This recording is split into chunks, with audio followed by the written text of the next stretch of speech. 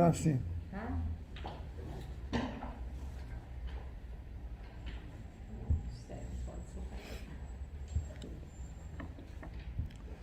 Queridos amigos, vamos nos preparar para esse momento prazeroso do encontro com Jesus.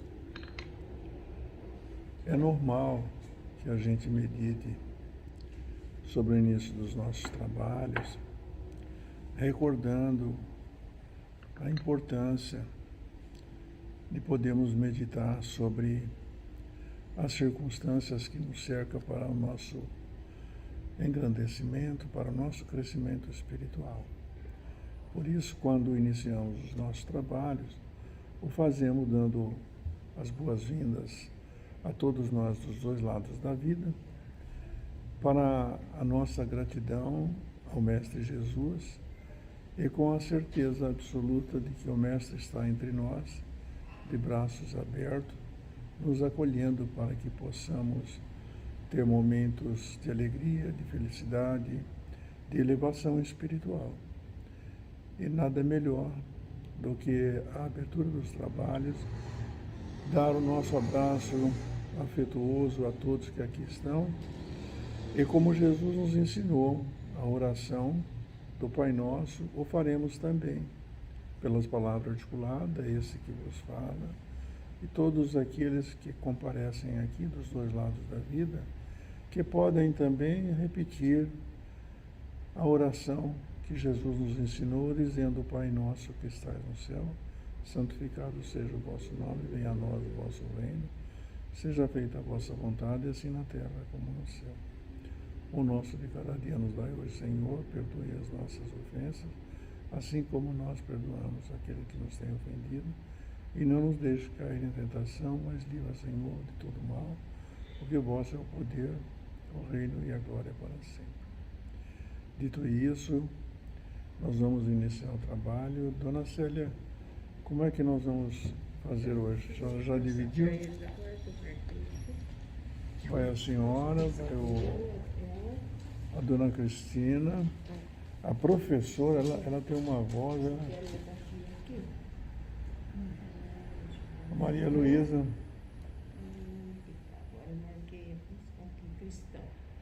Eu começo. Você começa e vem aí. Agora depois eu leio até aqui. Tá bom. Você começa. Tem mais um freguês aí, hein? Hã? Não é embaçado, mas dá para ler aqui. Não, mas dá para ler. Aí ele lê até o final. Não, começa. Depois você lê para nós daqui, ó. E até aqui. Tá bom? Eu começo, né? Isso. Instruções dos Espíritos. A vingança. Capítulo 12. Amai os vossos inimigos. A vingança é o último vestígio abandonado pelos costumes bárbaros que tendem a se apagar no meio dos homens.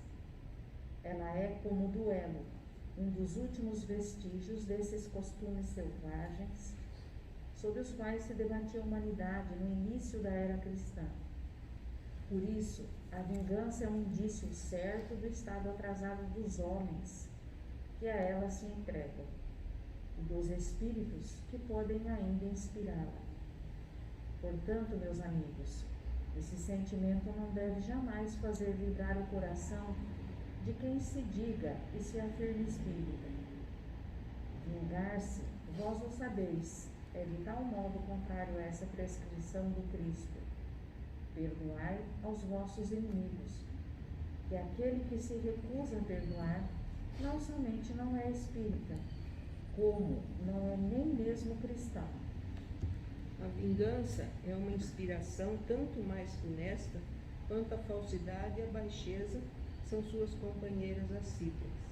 Com efeito, aquele que se entrega a essa fatal e cega paixão não se vinga quase nunca a céu aberto.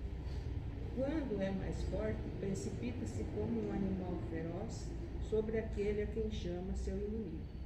Quando a visão deste vem inflamar a sua paixão, sua cólera, seu ódio. mas o mais frequentemente ele reveste uma aparência hipócrita, em dissimulando, no mais profundo do seu coração, os maus sentimentos que o animam. Toma caminhos escusos, segue na sombra seu inimigo, sem desconfiança, e espera um momento propício para atingi-lo sem perigo. Esconde-se dele, espreitando-o sem cessar. Arma-lhe emboscadas odiosas e lhe derrama, chegada a ocasião, o veneno no copo. Quando seu ódio não vai até esses extremos, ele o ataca, então, em sua honra e em suas afeições. Não recua diante da calúnia, e suas insinuações pérfidas, habilmente semeadas para todos os ventos, vão crescendo pelo caminho. Por isso, quando aquele que persegue apresenta-se nos lugares onde seu sopro envenenado passou, espanta-se de sempre encontrar rostos frios, onde encontrava outras vezes rostos amigos e benevolentes. Fica estupefato quando mãos que buscavam a sua se recusam a apertá-la agora. Enfim, fica aniquilado quando seus amigos mais caros e seus parentes se desviam e fogem dele. Ah, o covarde que se vinga, assim é 100 vezes mais culpável do que aquele que vai direto ao seu inimigo e o insulta de rosto descoberto. Para trás, pois, com esse costume selvagem, para trás com esse uso desse outro tempo. Todo espírita que pretende hoje ter ainda O direito de ser vingado. sem figurar por mais tempo na falange que tomou, por divisa fora da caridade não há salvação.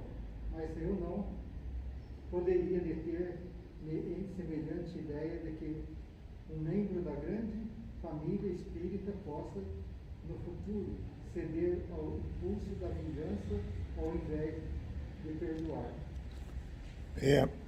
Queridos amigos, a mensagem de Julius Oliver, em Paris, colocada nesse capítulo que nos chama a atenção para amarmos os nossos inimigos, é uma proposta de vida que atende ao comando de Jesus quando disse a Pedro que não nos deixariam órfãos e que mandariam a cada um de nós um consolador prometido. Eu acho que é tão triste a gente ficar órfão, né, sem ter uma proteção. E o Pai Celeste, misericordioso, bondoso, ele não deixa ninguém desamparado. Foi por isso que no dia 18 de abril de 1857, cumpriu-se a promessa de Jesus, trazendo a nós as explicações. Por que estou dizendo isso? Porque nós acabamos de ler um texto de... Aqui eu leio bem, né, de Julius Oliver. Sem óculos eu estou ótimo.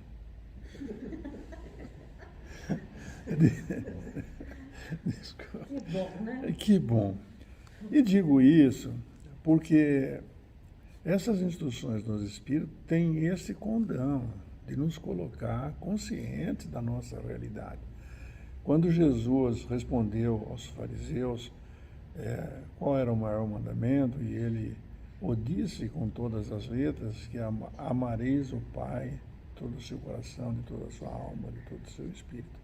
E o próximo, como a ti mesmo, estava nos dando a medida para nos encontrarmos. Que medida? Naquela época, quando a gente percebe o que existiu nas guerras fratricidas, nos domínios do homem por uma região, por uma coisa, por outra, né? Quando nós pensamos em Átila, o rei dos Hunos, né?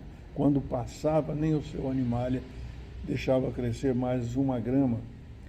E da mesma forma, o cartaginês, e a gente vê na história da humanidade coisas bárbaras mesmo, como o caso de tacar fogo em Roma, como fez Nero, né? Então, por que hoje nós estamos falando de amar os inimigos, porque ainda temos, não é por mal. Muita gente faz uma confusão danada com isso e acha que a humanidade é má, não é? E que tem todos nós temos o capeta no corpo, pensando que Deus fez um ser para poder concorrer com ele, que ele é poderoso. Todos nós somos bons por natureza.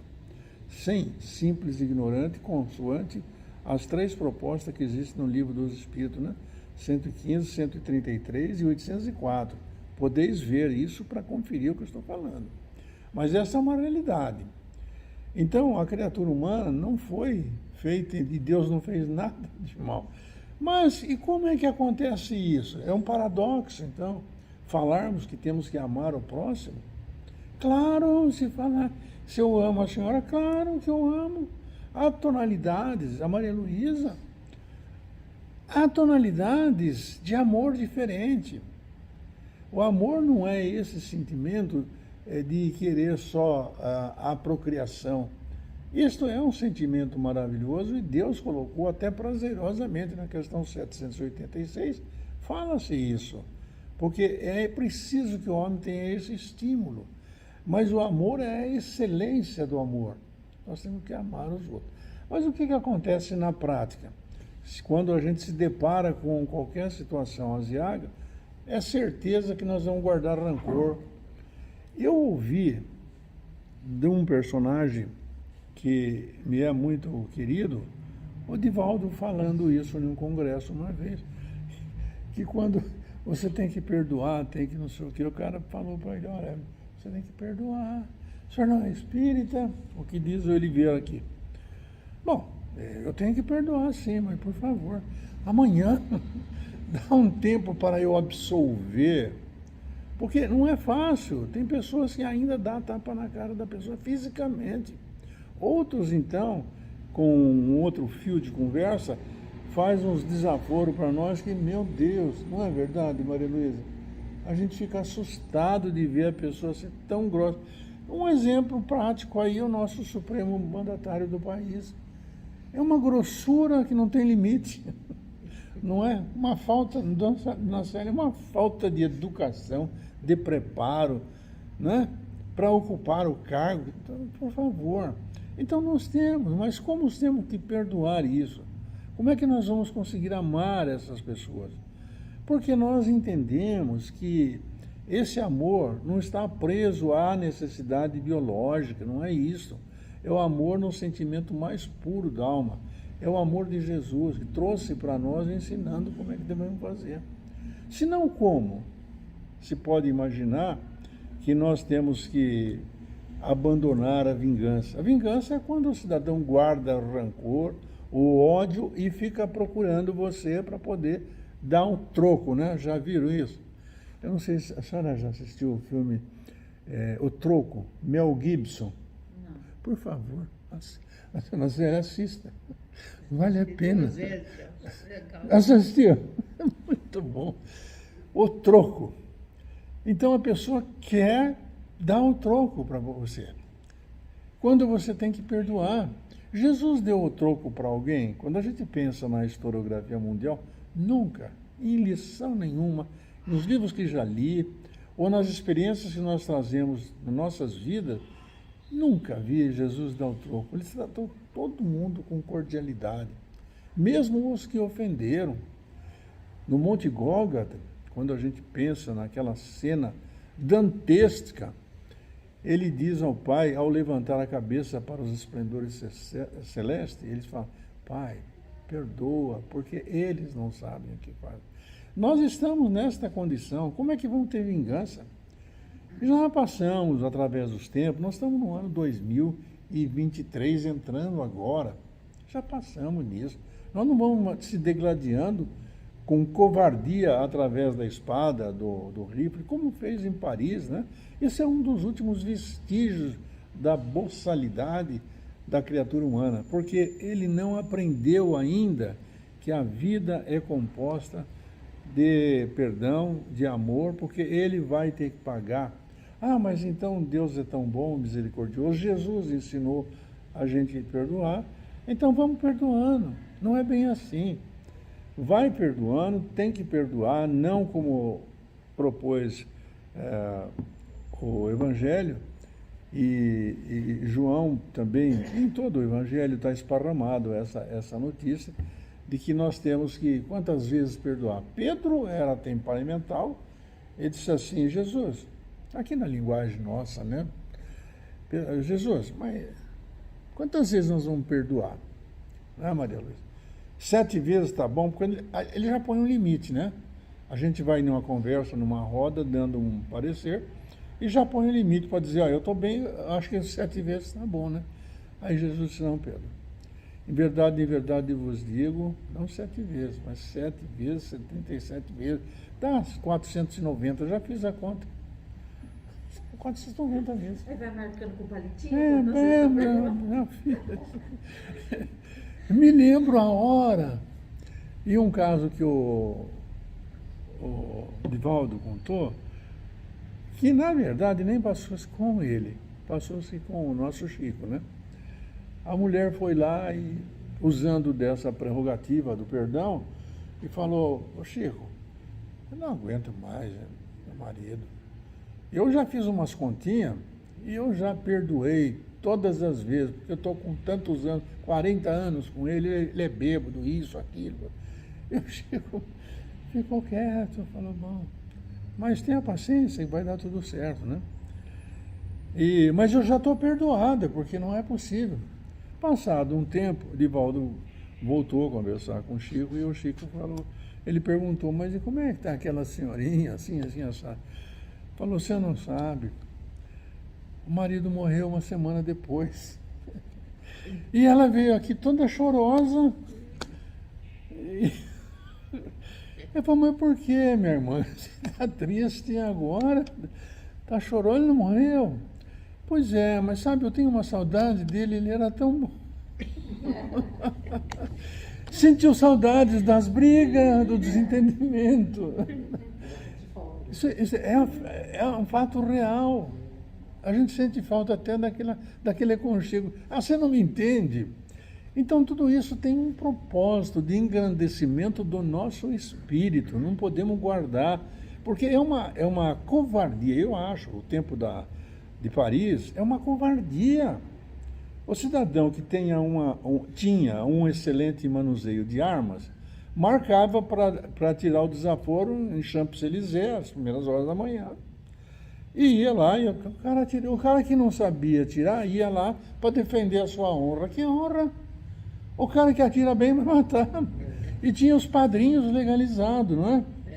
Então, vingança. E assistência também, né? É? Assistência. E assistência, testemunha, tudo organizado.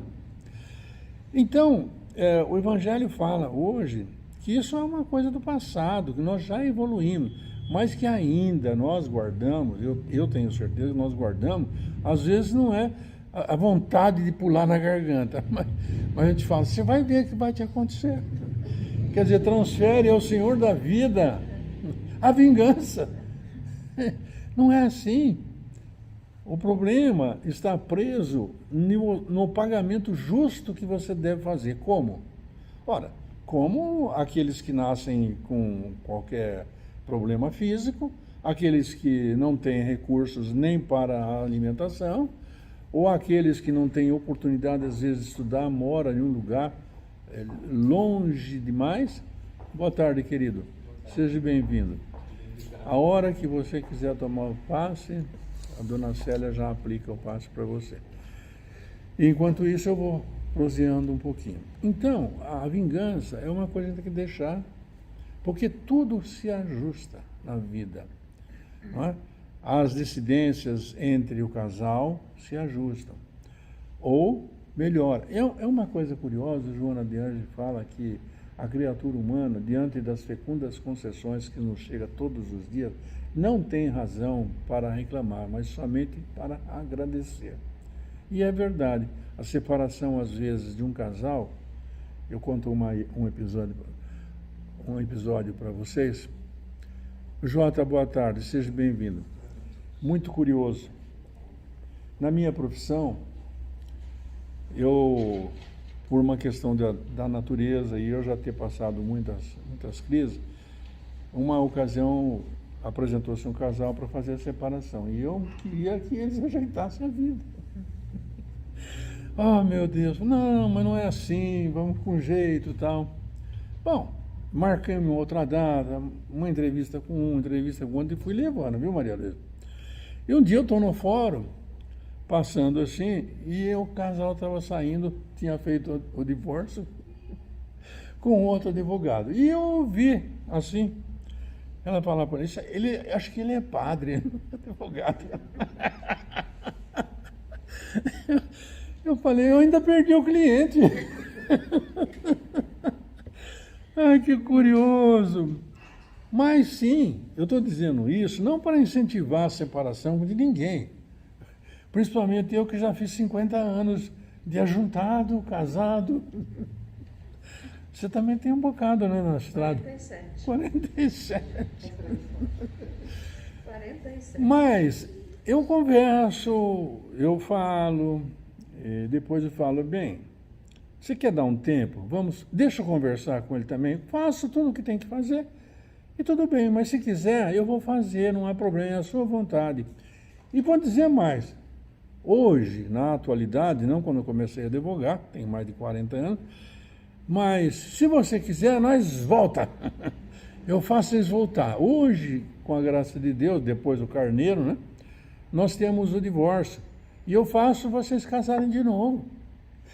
E por incrível que pareça, eu tive um caso assim com uma empregada doméstica.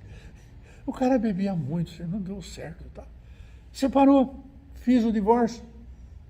Né? Não, o desquite naquela época. Depois veio o divórcio. Aí ela falou, o senhor sabe, ele estava tão ruimzinho, agora vamos casar de novo. Casou com docinhos e tudo. Ele já faleceu, Deus o tenha. Mas para dizer que nós não podemos guardar rancor. Nos Estados Unidos tem um hábito, um costume entre os casais. Ele vai ver o filho dele que está com outro, está morando com outro. Não são inimigos. Não precisa ser inimigo.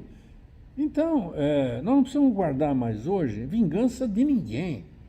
Porque é uma barbárie o cara guardar um ódio dos outros. Porque o ódio é como diz Buda, é uma pedra, um carvão, pegando brasa e fogo, para você atirar no outro. Mas quem que vai se queimar primeiro? Aquele que atira. Não guarde raiva, não guarde rancor, não guarde ódio de ninguém. O cidadão fez. O que diz o nosso querido Divaldo? Todo mal que me fazem, não me faz mal nenhum. Você é sem vergonha, você é isso, você é aquilo. Não me atinge, porque eu não estou fazendo isso.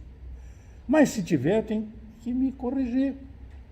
Então, o Divaldo propõe, todo mal que me fazem não me faz mal, mas o mal que eu faço é que me faz mal. Por quê? Porque eu tenho que acertar essa conta. No calendário da divindade eu tenho uma conta para pagar. E o Pai é tão misericordioso que nos concede a prerrogativa de podermos voltar reencarnando no lugar adequado. Porque as pessoas falam, eu já ouvi falar, e eu também, minha família é muito boa, mas eu tenho uma ovelha negra em casa. É alguém que você está precisando para você educar, para você trabalhar, para você amar. É isso. Então Deus sabe o que faz. Minha querida Maria Luísa, por favor, eu falo demais. Fala para mim aí sobre se isso é uma caridade, como é que você vê esse ódio, na sua experiência longa de vida. Já passou alguém que falou, Maria Luísa, eu tenho vontade de pegar. Bom, desculpa a brincadeira. Eu penso assim, que o ódio que a gente alimenta faz mal para quem alimenta o ódio. O outro às vezes nem sabe que você está alimentando aquele sentimento por ele. Então, às vezes as pessoas fazem alguma coisa que nós é que nos sentimos ofendidos. A pessoa não fez com aquela intenção. A gente tem que entender isso também, né? E a gente fica ali alimentando aquele ranço para quê? Falando no Divaldo, um dos vídeos dele, últimos que eu assisti, ele falou do perdão. E ele disse que a gente não perdoa assim o outro de imediato. A gente não tem uma chavinha para ir lá e desligar. Clique. A gente tem que vivenciar esse sentimento até esgotar todas as possibilidades e ele ir se dissolvendo. Não é de um dia, é a mesma coisa que o luto. Vai diluindo, ele né? comparou com o luto. Ele comparou com o luto. O luto, na hora que acontece a separação, é a mesma coisa que se o mundo estivesse acabando, né? Depois a gente tem que ir administrando aquilo aos poucos. Nos primeiros dias dói muito, depois a gente vai aprendendo que isso é da vida, a gente vai aprendendo, vai aceitando aos poucos. E ele falou que o sentimento do ódio a gente tem que trabalhar desta maneira também, um pouquinho por dia. Ninguém fala, eu odeio aquele cara hoje, mas amanhã não vou odiar mais. Isso não acontece, a gente não passa assim de um estágio para outro. Não tem um passe de repente. mágica, né? Você tem razão, Maria Luísa. Eu tinha uma dificuldade muito grande quando eu lia a respeito do ódio. A gente tem que perdoar e esquecer. Então eu devo ser um ser de outro planeta. Como que eu vou esquecer de uma coisa assim? Eu não tenho como esquecer daquilo. Aí eu li um livro que o escritor, além de ser um escritor espírita, ele é um psiquiatra. Então ele explicou assim, que o ódio, você não esquece quando você foi ofendido. Você apenas perdoa aquele que precisa te atingir de alguma maneira para se sentir melhor. Agora, esquecer já é outro departamento do intelecto. É amnésia. Quer dizer, então eu falei, para mim isso já é possível, então. Porque esquecer uma coisa assim, a gente não esquece. Você tem, a sua memória fica te lembrando com Deus. o tempo inteiro daquele fato. Com Deus. Então, não sinta mais o mesmo sentimento que você sentiu quando aconteceu. Se você não tem mais raiva daquela pessoa, não deseja mal e fica feliz quando aquela pessoa conseguiu alguma coisa ou se realizou de alguma maneira, então significa que você realmente perdoou. Agora, esquecer não. Cada vez que a gente vê aquela pessoa, lembra dela, Vem a memória. vem na memória. Então, aí ficou mais fácil. Porque se você pegar as coisas ao pé da letra e falar, é o completo esquecimento, então você vai falar, então eu não aprendi nada, porque eu não perdoei, não esqueci. Ô Maria Luísa, dona Célia, amigos queridos, eu queria aproveitar um gancho que você está dando sobre esta realidade, é a prática da indulgência. Mas me fez lembrar o que você falou de Mahatma Karachandji. O Gandhi conseguiu libertar o seu país, a Índia, do jugo dos ingleses, sem derramar uma gota de sangue, com lastro nas bem-aventuranças de Jesus. E, certa feita, um dos seus discípulos o procurou e disse assim, mestre, eu desejo que o senhor me perdoe, porque eu ontem fiz isso. E Gandhi teria respondido, por isso está registrado na história, teria respondido para ele que não poderia perdoá-lo. Olha só, Maria Luísa, o que você falou? Ele disse, mas como, mestre? Tu ensina a bondade, o amor, a tolerância, a indulgência. Como assim? Ele falou, não, na minha linguagem. Vamos com calma. Eu não vou te perdoar, mas eu vou te explicar por que eu não vou te perdoar. Olha só. Aí, dona Célia, disse assim, eu não vou te perdoar porque eu não me senti ofendido com aquilo que você me disse ontem. Eu lembro das palavras amargas que você me proferiu. O jeito que você me falou, com ódio, com raiva. Eu me lembro de tudo isso. Mas eu não me senti ofendido. Para você não se sentir ofendido, você precisa, o que você falou, uma elevação extraordinária. Pois eles, os guardas, surravam todos os indianos. Quem não viu isso em algum filme qualquer? E eles nunca agrediram. eu não me senti ofendido pelo que você me falou. Porque para perdoar, precisa estar ofendido. Para não guardar ódio, você precisa não estar ofendido. Que elevação, o de Gandhi, é um advogado, né? Se todos os advogados fossem bons assim, tá... a senhora tem que lembrar lá do meu colega também. Mas eu estou dizendo isso para ver que tudo isso que nós falamos sobre o Evangelho, acerca desse perdão, acerca da vingança, carece dos nossos exames, das nossas conversas, do nosso tempo, como o Divaldo falou. Dá um tempo, sob pena de você estar se enganando. Eu preciso de um tempo para absorver aquele impacto. E nesse tempo, o anjo da guarda nos ajuda. Nós temos uma figurinha. Que Deus é esse que vai nos deixar atravessar esse mar revolto sem dar uma proteção, uma âncora para poder nos amparar? Deus deu, não deu, já não deu nenhum, deu um monte de anjos da guarda. São espíritos mais elevados que nos ajudam. Mas eu diria mais, só eles, só o nosso anjo da guarda? Não, tem o Dr. Bezerra de Menezes. A gente vive pedindo. Quantas casas o Dr. Bezerra de Menezes tem instaladas aí? Vamos falar mais. Vamos falar em Madre Teresa, agora é Santa Madre Teresa de Calcutá, porque ela foi canonizada, não é? Irmã Dulce aqui no Brasil. O próprio Monshahá Karachangandi. Quantos anjos da guarda nós temos aqui ao nosso derredor? Nesta casa aqui, não se faz ideia. Quantos anjos da guarda tem?